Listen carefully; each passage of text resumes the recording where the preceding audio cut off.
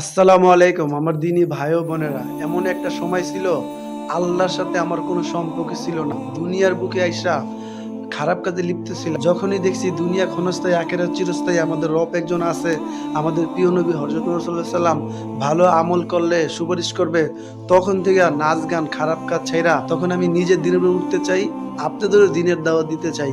কোনো অবস্থায় like comment শেয়ারের জন্য আপনাদের কাছে দিনের দাওয়াত পৌঁছায় না। লাইক কমেন্ট শেয়ার এগুলা মাকলুক, এগুলা না আপনার কোনো ভাগ্য পরিবর্তন করতে পারবে, না আমার কোনো ভাগ্য পরিবর্তন করতে পারবে।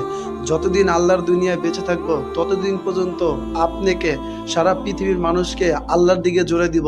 এর বিনিময় আমি আল্লাহর থেকে নিব। হাসরের ময়দানে আল্লাহ আমাকে নিজ হাতে বিনিময় দিবে। কিন্তু আমি যদি দুনিয়ার বুকে থাইকা আল্লাহ আল্লাহ রসুলের কথা, জান্নাত জাহান্নামের কথা বইলা কোনো অবস্থায় যদি একটা শস্য পরিমাণ দানা খুঁজি, কাল হাসরের ময়দানে আল্লাহর কাঠগড়ায় আসামি হয়ে আমার খাড়াইতে হবে। কেন আমি ক্ষণস্থায়ী দুনিয়া পাইয়া, ক্ষণস্থায়ী শান্তি পাইয়া